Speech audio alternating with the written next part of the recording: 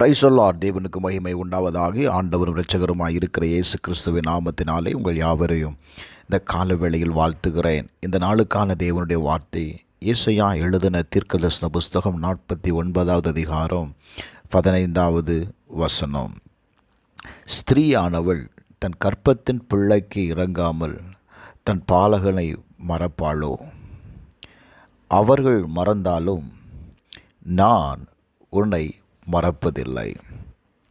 எனக்கு அன்பானவர்களே, இந்த காலவேளையில் கர்த்தருடைய ஆவியானவர் நம்மளோடு பேசுகிற வார்த்தை, நான் உன்னை மறப்பதில்லை. அநேக நேரத்தில் தேவன் நம்மை மறந்து விட்டதைப் போல நான் நினைக்கிறோம்.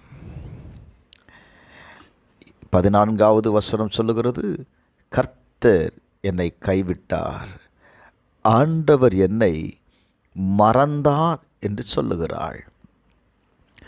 நம்முடைய வாழ்க்கையில் நாம் எதிர்பார்க்கிற காரியங்கள், நாம் ஜெபித்த காரியங்கள் நடக்காத போது நாம் என்ன சொல்லுகிறோம்?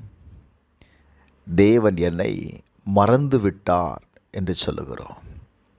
வேதம் சொல்லுகிறது, ஒரு தாய் தன் கற்பத்தின் பிள்ளைக்கு இறங்காமல்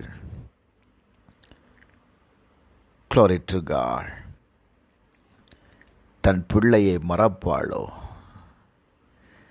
அவள் மறந்தாலும் நான் உன்னை மறக்க மாட்டேன் என்று ஆண்டவர் சொல்லுகிறார்.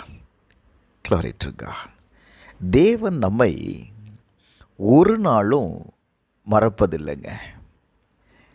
நம்முடைய நினைவுகள் தான் தேவன் நம்மளை மறந்துட்டார் என்று பேச வைக்குது. 1 சாமுவேல் 12வது அதிகாரம் 22வது வசனத்தை நீங்கள் வாசிப்பீங்கன்னா, கர்த்தர் உங்களை தமக்கு ஜனமாக்கி கொள்ள பிரியமானபடியால் கர்த்தர் தம்முடைய மகத்துவமான நாமத்தின் நிமித்தம் தன்னுடைய ஜனத்தை என்ன செய்ய மாட்டார்?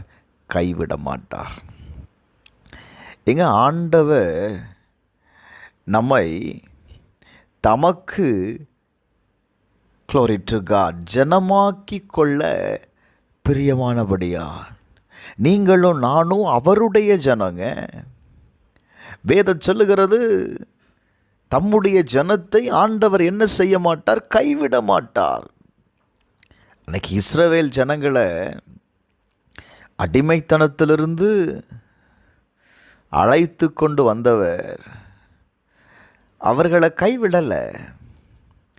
40 வருஷம் அந்த வனாந்தரத்தில் அவர்களை நடத்தினார்ல, மறந்துட்டாரா? அவர்களுக்கு வேண்டிய எல்லா காரியத்தையும், அவங்க கேட்ட எல்லா காரியத்தையும், அவர்களுக்கு விரோதமாக எழும்பின எல்லா சத்துருக்களையும் முறியடித்தாரு. தேவன் மறக்கலையே. இந்த கால வேளையில் கர்த்தர் நம்ம மறக்கலைங்க. நம்முடைய நினைவாகத்தான் இருக்கிறார். நாம் கர்த்தருக்கு பயந்து அவருடைய வழிகள் நடக்கும் பொழுது அவருடைய இரக்கத்தை நாம் பெற்றுக்கொள்ள முடியும். Glory to God.